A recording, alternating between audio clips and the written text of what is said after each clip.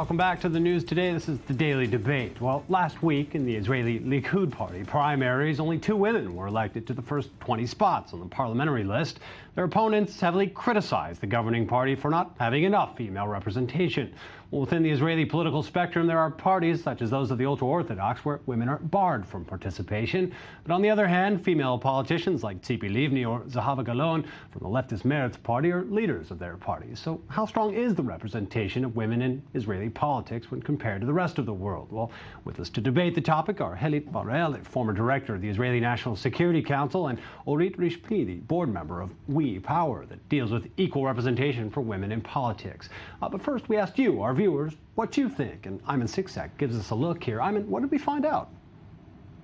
Yes, good evening, David, and good evening to our guests in the studio. So as you began to say, while women have the legal right to participate in politics in almost every country, they remain underrepresented in local and national politics. In Israel, this issue is especially pressing with a low number of women in the ruling Likud party. But is affirmative action the solution? We asked our viewers today, should affirmative action be used to close the gap for women in politics? And let's start with an overview of the global response today to our daily poll. As you can see, David, 25% said yes, that affirmative action should be used to help women incorporate into politics, but 69%, a large majority, voted against this. Now let's review the comments we received today. First up, we have David Turner, who looks at Israel specifically and says, as an American looking at Israeli politics, it looks like Israel does not discriminate. A hopeful view there, but some would say it's not surprising coming from a man. Let's move on, though, to Nicole, who doesn't see eye to eye with David. She says for a woman to succeed in politics, she must be twice as competent as a man. There may not be discrimination, but there are still different standards. And this is an interesting way to think about this issue. While discrimination may be a thing of the past in many cases, is it true that our expectations of women in politics are different from our expectations of men? And let's end with Alan, who tells us he's completely opposed to this practice. He says this practice of affirmative action is detestable. Why should a politician be appointed for being black or for being a woman and take the place of someone more competent? Well, David, to try to answer Alan's question, I want to leave you with a statistic. Recent polls have shown that women make up just under 20% of parliamentarians worldwide. So should public policy change that? That's just another point to take into account in this discussion. I'll leave that to you and your guests, David. Sending it back to you. Well, thank you very much, Ayman Siksak, for a look at what our viewers had to say here. Well, first of all, looking at the Israeli situation now, I think I'd like to start with saying 1969, and a woman was elected as prime minister here of the country. To begin, she was the 4th woman ever at the time to head a state. This was a big deal, and many people point at that as wow, Israel's so progressive in terms of women in politics. But there were gaps following her position there, some 12 years, I think it was, afterwards, where there were no women ministers with portfolio. After that, even bigger gaps. And we've never seen a woman hold such a high position in the Israeli government again, even aside from Tzipi Livni. No woman has held a position. Tzipi Livni was foreign minister, vice prime minister. There's been no women in high positions in the Israeli government. What does that say to you? Why did it begin and end in a way with Golda Meir? It sure did end there. First of all, Golda Meir, I think, is the exception that only proves the rule. This was an exception. We were all very happy about it, but actually it didn't lead anywhere. I think what we need to understand today with relation to affirmative action is that in order to change reality, we have to have, for a period of time, for a limited period of time, affirmative action that will indeed make it equal 10 years from now, when everything is equal. Which many countries have around the world, some quotas for females in politics, 20, Listen, 30% women usually. Are 51% of the population, and myself, women, we're not succeeding in actually breaking this. It's not even a glass ceiling. It's much more. These types of quotas don't exist in the Israeli political sphere. They is that do. correct? They do in the primaries for the parties themselves. Small amounts. Some of the parties. Some parties, women are banned, which, in my opinion, these parties should not even be receiving any government money for the elections.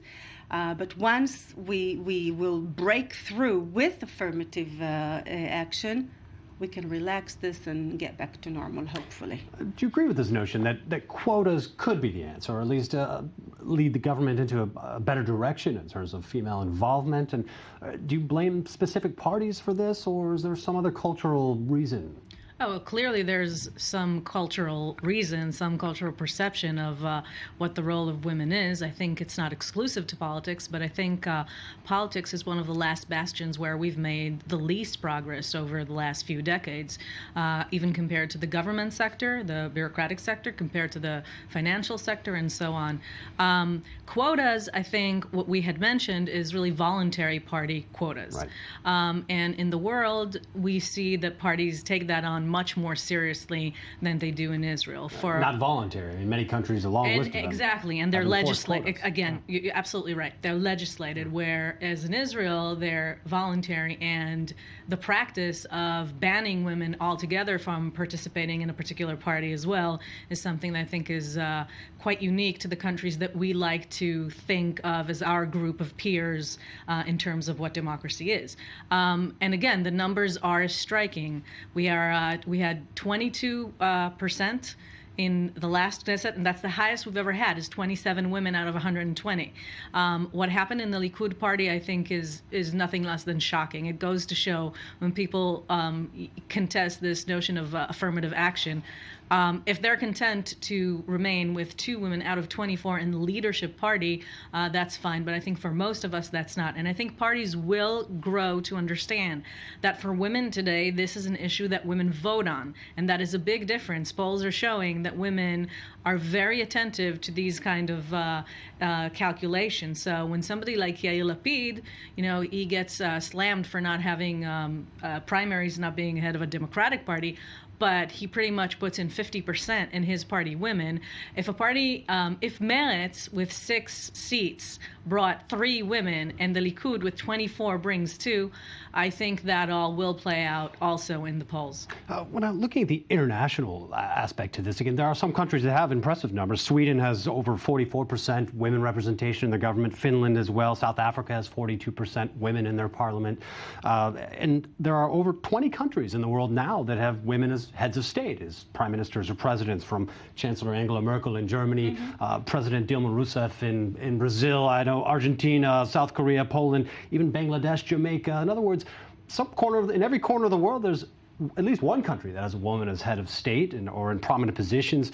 Even more, that dozens of countries now with women in prominent defense positions as defense ministers. What do you see as being the block in Israel to imposing quotas, and why hasn't this been taken more seriously within Israel? First of all, legislation is painful and hard. But I agree with you 100%. Legislation is actually what we need to do. This is what we power set out to do. This is our main purpose, to actually have legislation and have 50% in every party. Again, parties are also sponsored, financed by the government, and I think parties who do not have women, 50% women, should not be getting financed. So who's stopping it? I mean, what are the hurdles here? All the of obstacles? us. It's all of us that are stopping this. I would say that even I sometimes find myself making mistakes in this area and actually being a chauvinist one way or another. And so it's an educational thing, it's a cultural thing, it's a specific thing. And if we look around the world, we can surely see that places that did have legislation, there was a breakthrough. Not enough information to say what happens 10 years later. We'll wait and see in France and in some other places. But I think this is the way to go. Otherwise, I have a daughter and a son. I worry about the 2 of them, both for my daughter as a girl and for my son. And if we wait for the natural development, it'll take, more than 100 years to get to some kind of equality. We don't have the time. How significant, especially within Israel, a country with major security establishment, defense establishment, from the military, within the government, coming from the security background that you do, what's your impression of how important, or perhaps is that an important starting point for women to take on more prominent roles, to lead them towards politics? It's an extremely important venue, and it's not happening. We've seen many years now where there has been no woman around the table in the cabinet, and if they were in observer status, and if there was one, and this is a situation that is very, very adverse to what we want to see. The diversity around the table in that sense would be very necessary. And the interesting thing is that the legislation regarding the Israeli bureaucracy is actually quite advanced. So it does require, by law, the participation of women. And the problem, of course, is the implementation. But that has started to change as well. I mean, bodies like Forum Dvorah and others have once and again alerted the relevant authorities of the fact that they're not standing up to their legal responsibility. So actually the legislation on that level in Israel, the non-political establishment, the legislation is very advanced. It's not always being implemented. But the issue is not just what you can do with legislation, because look at what happens. A woman like Ayelet Shaked got very high seat on the primaries in the, what is it called in English? Beit Yehudi, sorry. The Jewish Home. The Jewish Home, Yes. in Bennett's party. I think she was number 2. And then they merged with another party or whatnot. However it happened, it turned out that with all the power that party had in the last Knesset, she didn't get any particular position. There were, Bennett had a ministry or 2, he had 2 other ministers, and then Slomiansky was the head of the finance committee. So why do you think she was left out of that? This is exactly the issue. It's not just where you get to on the primaries, it's what happens afterwards. And do we even see it as a possibility, for example, with Herzog and Livni running together, if they do take that they're the ones who decide the next government, is Livni going to even be a candidate for Minister of Defense, or is that something that we see them frantically seeking for an ex-general to fill that seat? And interestingly enough, not necessarily in correlation to what the public is saying in the polls. The public, when asked in the polls, would you rather see this general, that general, the other, most of them answered none of the above. And it's not something personal. It's just we don't see them as exclusively holding the wisdom on defense issues, something that party heads should take into consideration. May I add something? Yes. Related to politics, I think very interesting is to go and take a look at the local politics. Local politics actually is a very interesting arena which we have been working very, very hard on. We trained women. We were very careful to try and support women to actually go into the races. And we did raise the number of city council or local council members, women members around the country. It was a very long and very hard struggle. We have more. Mayors, no. I myself ran for mayor. A guy was elected. And so I think a lot of the work that has to be done is top-down legislation and everything else, but also bottom-up, which From the bottom we are up, the doing. grassroots, as you mentioned. We Power, doing some other bodies are doing. We understand that all of these things together will help us move faster. We will get there, but I really want to be around and be able to appreciate getting there. I just think it's important to understand, though, especially with politics and the motivation to run, the more women see other women in positions of leadership and power, the more women will consider that an actual possibility for themselves. I think you probably know better than I do how hard it is to motivate women to run, whether it's in a party or in local elections. They see a lot of obstacles and they find themselves standing back. Is there, I hate to say easy, but is there a clear explanation for that? I mean, these obstacles that women are facing, or is this from A to Z in terms of the political spectrum? It's a whole list of issues. It's the money and the connections and wanting to stay clean and wanting to look as you stay clean. And it's the right thing to say, politics is disgusting. I don't want to be there. It's not for me. It's not for anyone who doesn't want to steal or be ugly or whatever, but this is where decisions are taken, and this is where we need to be. What about the United States as a model?